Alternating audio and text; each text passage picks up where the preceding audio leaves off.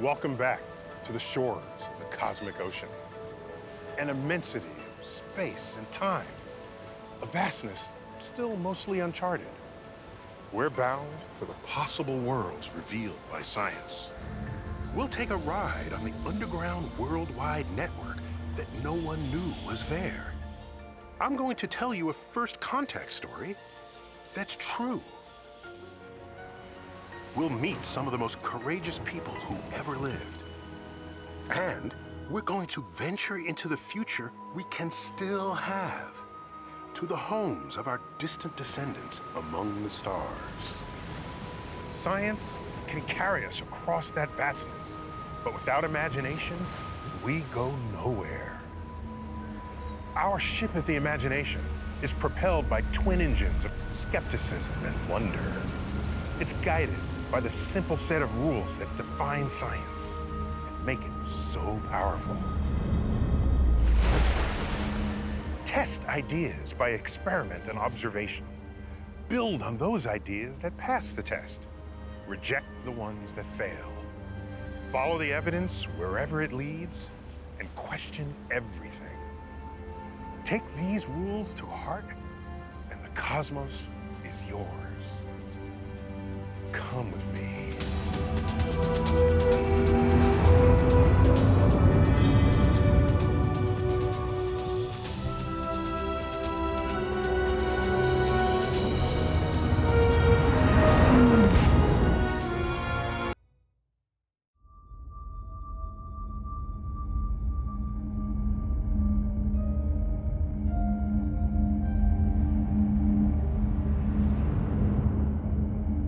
Our ship of the imagination can take us anywhere in space and time. The cosmos is right outside our front window. If you want to see the past, look down.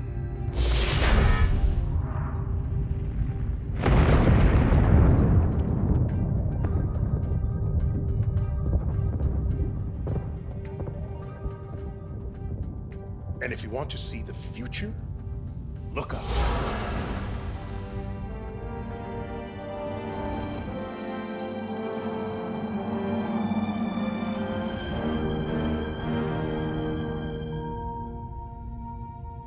On this voyage, we're bound for a distant galaxy. And we'll discover how we as a species became explorers of the cosmos. There she is. NASA's Voyager 1. Launched in 1977, she is the most distant object built by human hands. She's done some hard traveling since our last encounter. Logged another 1.5 billion miles. Voyager's making for other parts of our Milky Way. But we have another far more distant destination. The cosmic ocean is made of space and time. You can't move in space without also moving in time. Our voyage will take us a long way from home, a little more than 1 billion light years. We're also traveling 1 billion years into the past, to an event so violent, it will even shatter time.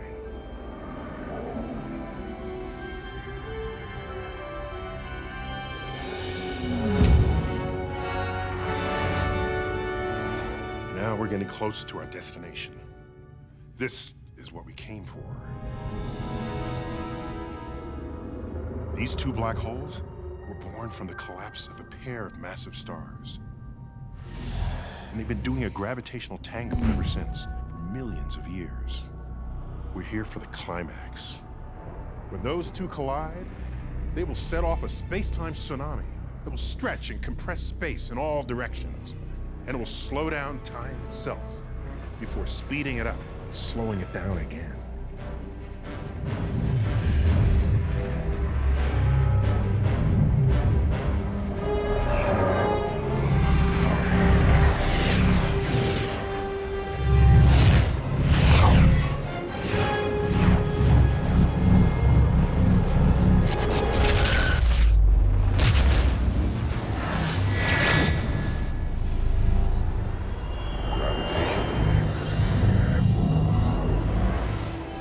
And it will slow down time itself.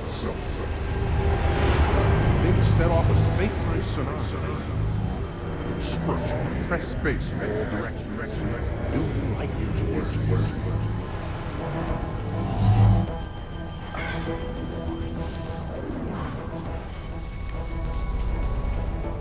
What does an event that took place more than 1 billion light years away have to do with us?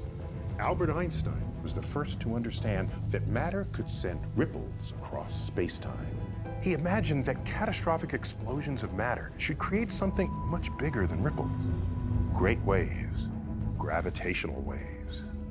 You are seeing and hearing me right now on whatever device you have because we figured out a way to manipulate the electromagnetic spectrum. If we can learn to surf those gravitational waves the way we know how to ride the electromagnetic ones, who knows? It's as impossible to foresee as our world was to the scientists who experimented with electricity back in the 19th century. Cosmologists predicted the existence of black holes. Gravitational waves are the first direct evidence that black holes are real. But they may also provide a new way of knowing and exploring the cosmos. We can add it to the other senses that science has devised to penetrate the great dark ocean. All the kinds of light we use. Gamma ray, X-ray, ultraviolet, infrared, microwave, radio wave, and visible light.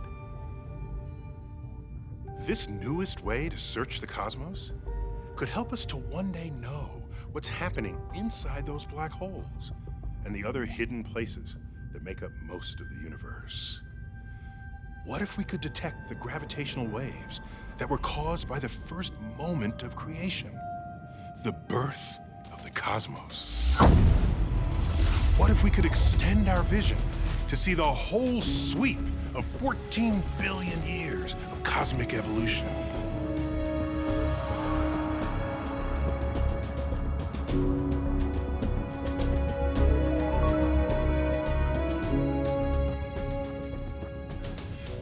So, how did we get so smart? We know something about the evolution of our species, but how did the human mind evolve? Where did that crazy ambition to climb the ladder to the stars come from? How did we become a way for the universe to know itself? It started over there.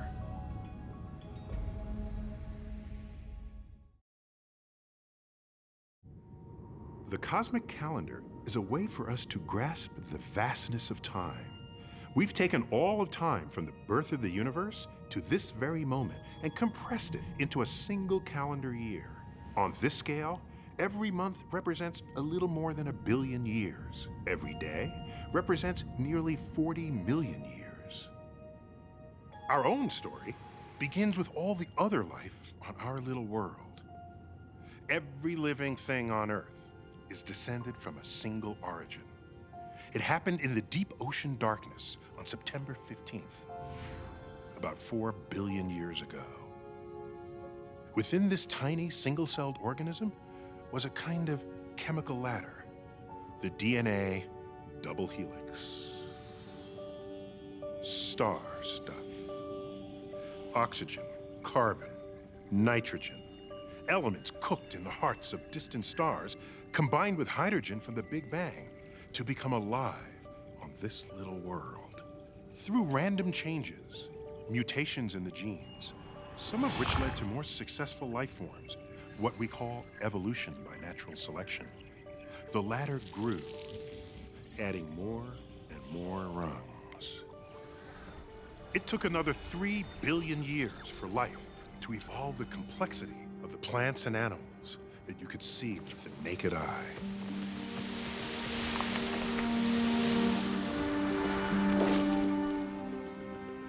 If the cosmic calendar had holidays, surely December 26th would be one of them.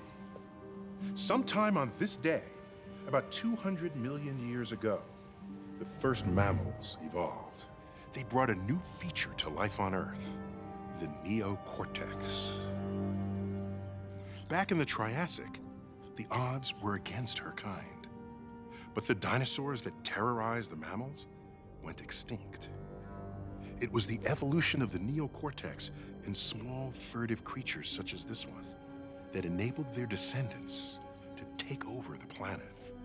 Mammals brought something else that was new. They suckled their young. They nurtured them, and there was love. Mother's Day on the cosmic calendar. Evolution by natural selection means that those living things able to better adapt to their environment are more likely to survive and leave offspring. Intelligence can be a huge selective advantage. The fate of this planet was changed forever by an event involving just 13 atoms. How small is 13 atoms? It's a quadrillionth the size of a grain of salt. A mutation occurred in the DNA of just one of our ancestors. Every source of self-esteem, everything we've learned and built, might come down to nothing more than this. One base pair of a single gene, just a single rung, programmed the neocortex to grow larger still and fold more deeply. Maybe it was a random zap from a cosmic ray, or a simple error in transmission from one cell to another. Whatever it was, it led to a change in our species that would ultimately affect every other species of life on Earth. It happened late on New Year's Eve, on this cosmic calendar of ours.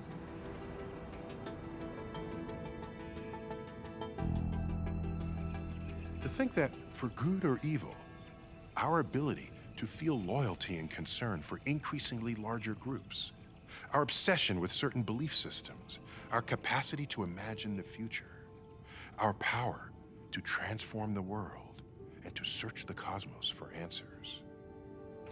The very name we gave to our own species, Homo sapiens, Latin for wise persons, all of it comes down to nothing more than a single rung on our tiny DNA ladder to the stars. For much of the last hour on the cosmic calendar, for all but the last minute, our ancestors were hunters and gatherers, living in small bands.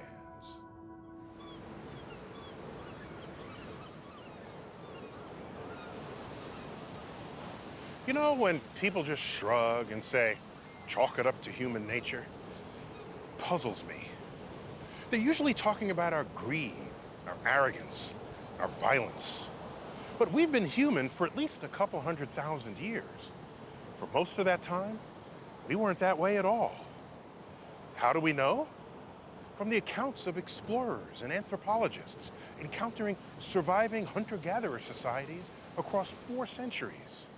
There are, of course, exceptions, especially in the circumstances of extreme scarcity.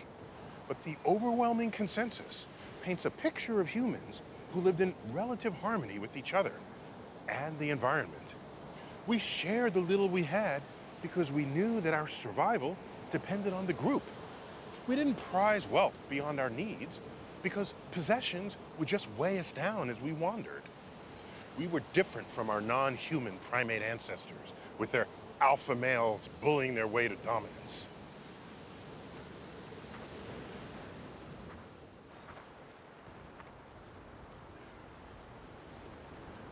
And where was God?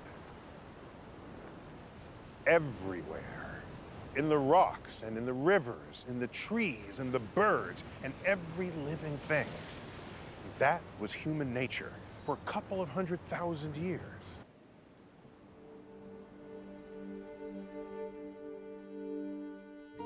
At 25 cosmic seconds to midnight, between 10 and 12,000 years ago, humans discovered another great power. Instead of foraging for food, we learned how to grow it in the earth. This changed everything. Our ancestors did something else they had never done before. They invented new tools, technology, to plant and pull food out of the earth. They settled down and moved indoors. Our relationship to nature and to one another would never be the same. This agricultural revolution, the domestication of plants and animals, is the mother of all revolutions because all others trace back to it. Its consequences reach far beyond even our own moment in time. Like most revolutions, this one brought change that was both great and horrifying. There was a new concept in the world: home. A specific place on the planet where your ancestors and you were born and lived. And over time, these settlements grew larger until about 20 cosmic seconds ago, or around 7,000 BCE.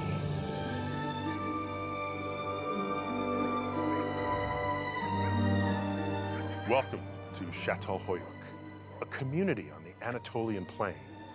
It's about 9,000 years ago, and everyone has settled in for the evening. Tonight, roughly the same number of people who once populated all of Africa are living together in this proto-city. The city is such a new idea, they haven't invented the street yet, or the window. So the only way you can get into your apartment is to walk along the rooftops till you arrive at the opening to your dwelling. Çatalhöyük lacked something much more significant than streets and windows. There is no palace here. The bitter price that the invention of agriculture cost human society had yet to be paid. Here, there was no dominance of the few over the many. There was no 1% attaining lavish wealth while most everyone else merely subsisted. Forensic analysis of the women, men, and children who lived here show a remarkable similarity in diet. They still cherished the hunter-gatherer ethos of sharing. Çatalhöyük was egalitarian.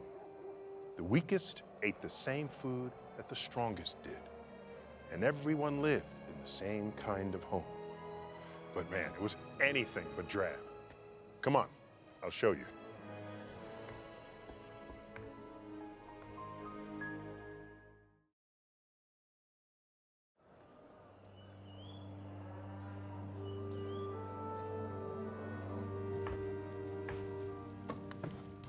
This was a typical apartment in one of the first cities, Çatalhöyük, in what is now Turkey, as it looked about 9,000 years ago.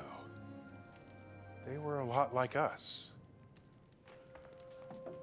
This bit of volcanic glass, called obsidian, made an excellent mirror.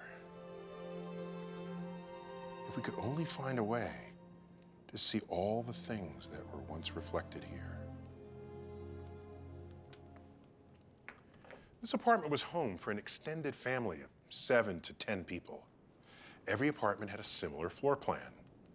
Bedroom, living room, kitchen, plastered auroch head.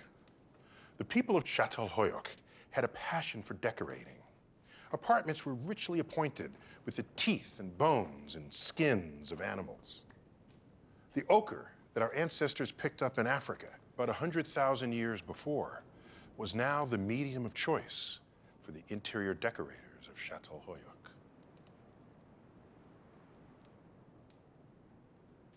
And the red ochre had yet another profound application.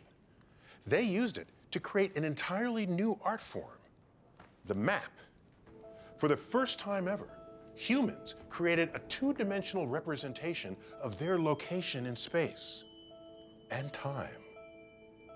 This is where my home is in relation to the volcano. And with a few magical strokes, the artist sent a message across 9,000 years. I was here when the volcano awakened.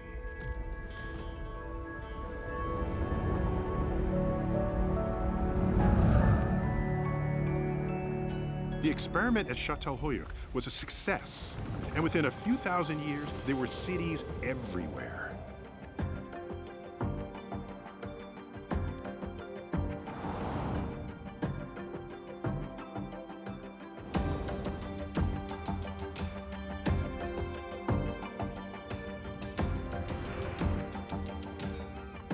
When different kinds of people congregate in a single place, ideas are exchanged and new possibilities arise. The city is a kind of brain, creating and processing new ideas. Here, in the city of Amsterdam in the 17th century, citizens of the old and new worlds mingled as they never had before, and there was an unprecedented freedom of thought. These conditions produced a golden age of science and art. In Italy, Giordano Bruno had proclaimed the existence of other worlds. For this, he had been made to suffer. But a mere 50 years later, in Holland, the astronomer Christian Huygens, who held the same belief, was showered with honors. Light was the central theme of the age. The enlightenment of human curiosity set free, and the light shed by Europe's first look at the once hidden realms of the planet. The light that permeated the paintings of the time, particularly the work of Vermeer, and light as an object of scientific inquiry. For generations, textile merchants had used a lens to examine the thread count of finely stitched fabrics. In the Amsterdam of that time, there lived three men whose passion for light inspired them to use that ancient device in a completely new way. They aimed the textile merchant's lens at objects no one had ever thought to examine closely before. It became a window, an aperture for finding and exploring new worlds. Antony von Leeuwenhoek used a single lens to reveal the teeming microcosm in a drop of water.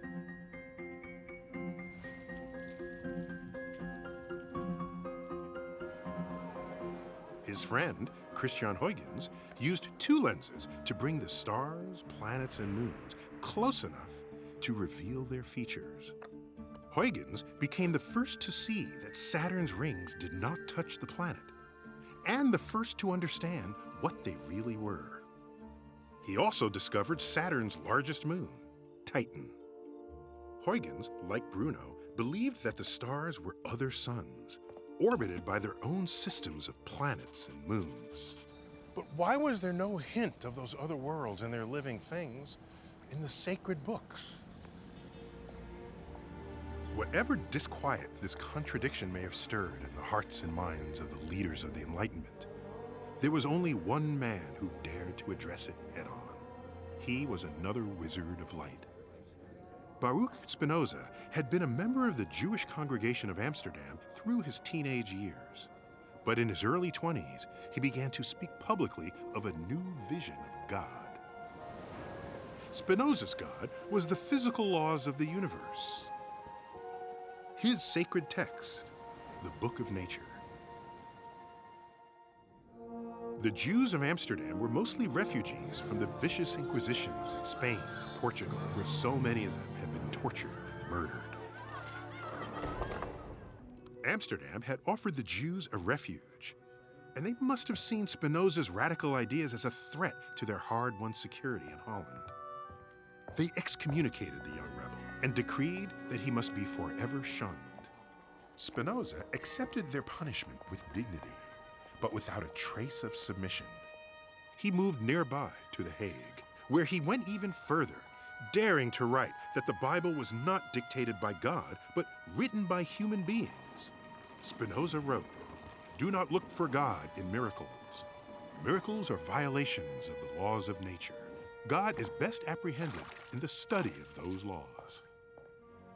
No one had ever said these things aloud before. Spinoza knew that he was testing the limits of free thought, even for Holland. To him, an official state religion was more than spiritual coercion of the individual. Spinoza regarded the miraculous events of the major religious traditions as organized superstition. In his view, magical thinking posed a danger to the future citizens of a rational, free society. There could be no such thing as democracy without the separation of church and state. He wrote a book that introduced the ideas at the heart of the American and many another revolution. Then, as now, there were those who were threatened by this view of God.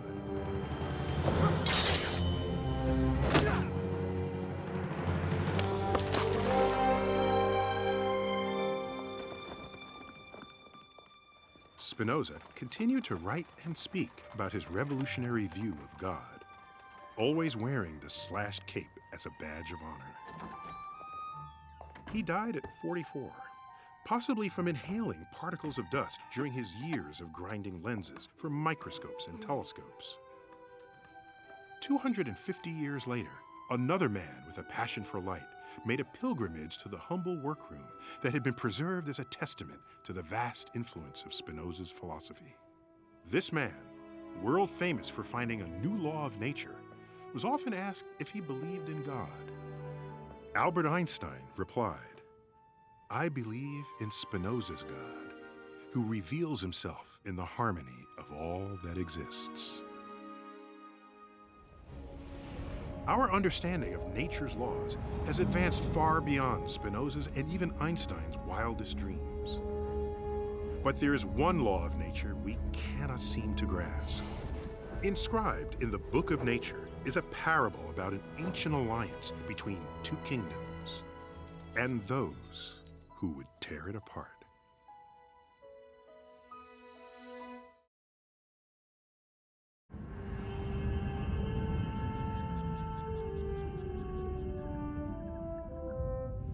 Long ago, there were two kingdoms. An alliance was formed between them, one that would bring them both riches beyond measure. A partnership lasting more than 100 million years. And then, a new kind of being evolved in one of the two kingdoms. Its descendants plundered the riches and violated the alliance. In their arrogance, they became a mortal danger to both kingdoms and to themselves.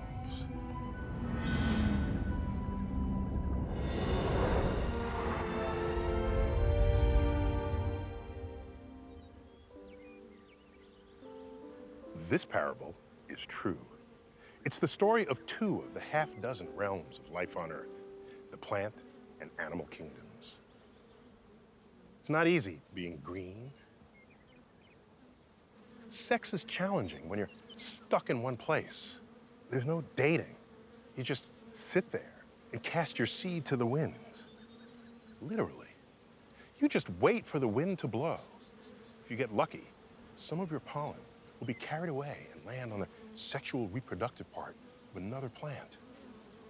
The plants play this hit or miss game of chance for a couple of 100 million years until insects evolve to play Cupid.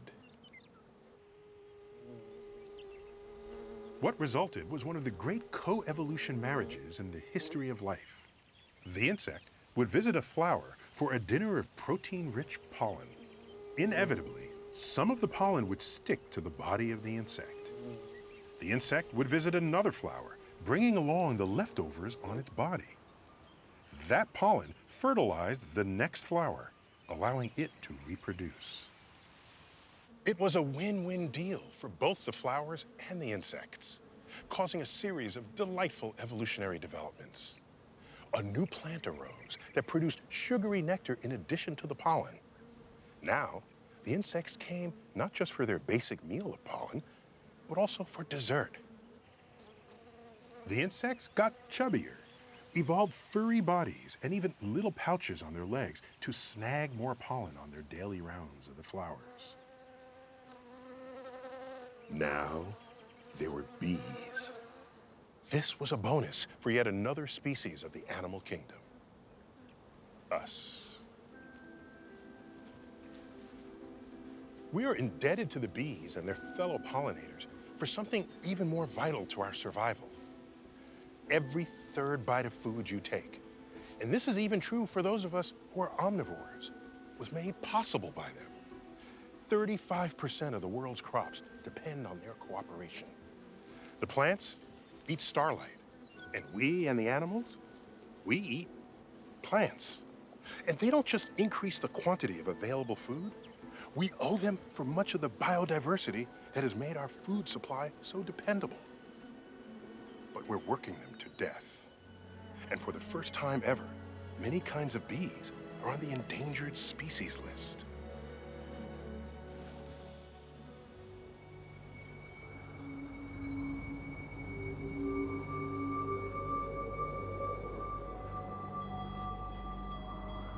I think you know where this is headed.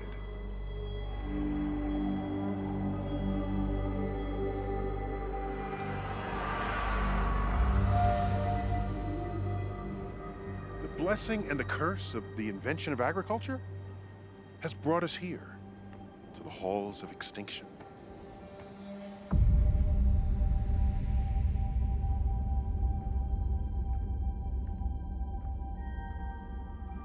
A memorial to all the living things lost in the mass extinction events in Earth's history.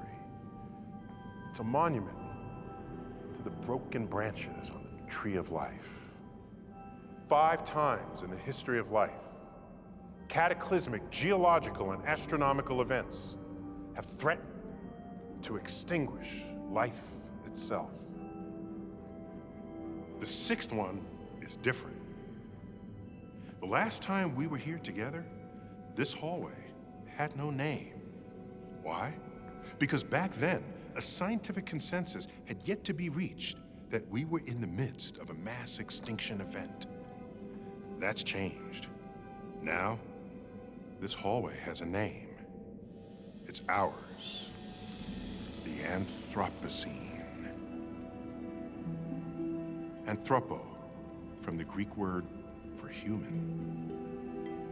And scene, the Greek word for recent.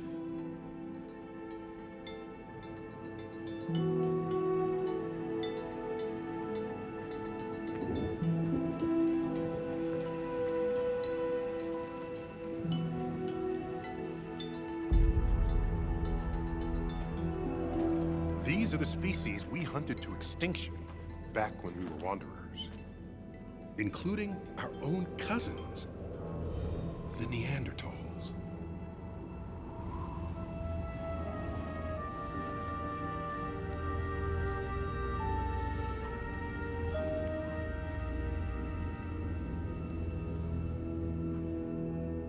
What is it about us as a species that wherever we go, we bring death? Beyond here lies the future. Even now, it's not too late to keep this corridor from lengthening. If we fail,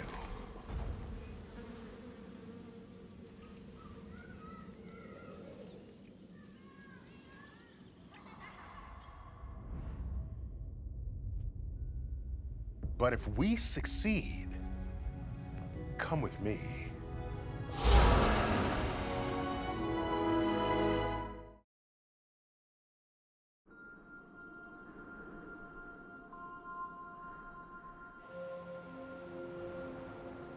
In a possible future, only decades away, Project Starshot, a flotilla of 1,000 spacecraft, will depart from Earth. This part of the Atacama Desert, west of the Andes Mountains, is so dry that it hasn't rained in recorded history. And that's great for us, because we're going to need the clearest of skies.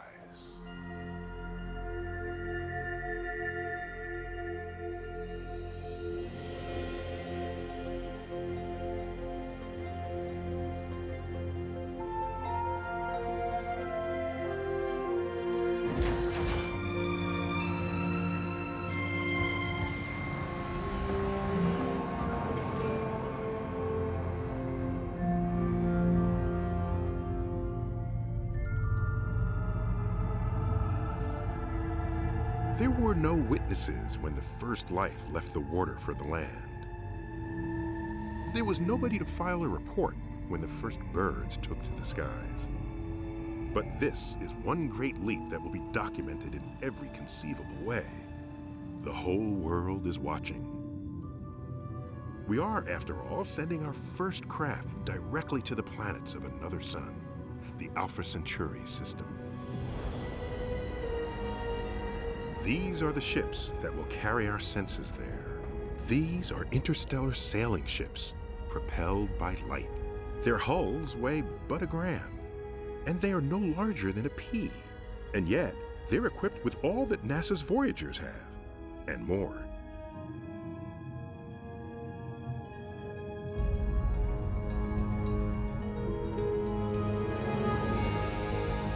When the first light blasts forth from this phased array of lasers, the spacecraft will accelerate from 0 to 20% of the speed of light in mere minutes. Inside each nanocraft is everything needed to perform the preliminary reconnaissance of the worlds of another star and return that visual and scientific information back to Earth. Space is mostly empty, but there are tiny dust particles that could wreak havoc if they were to collide with nanocraft traveling at such high speeds.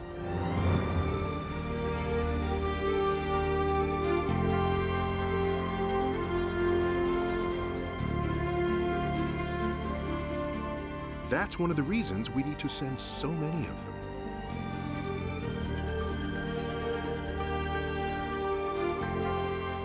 Voyager 1 is traveling at 38,000 miles per hour. It left home more than 40 years ago. It will take these nanocraft only 4 days to overtake her.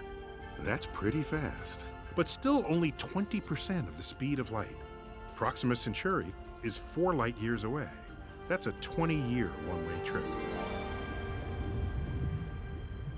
Orbiting Proxima Centauri, there is a world in the habitable zone where we think life might flourish.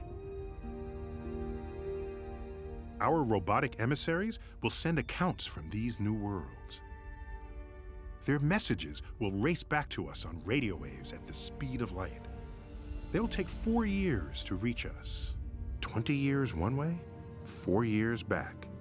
That's a 24-year round trip. Many of you will be there then, to read and to write those new pages in the book of nature, and to chart our future course of wandering.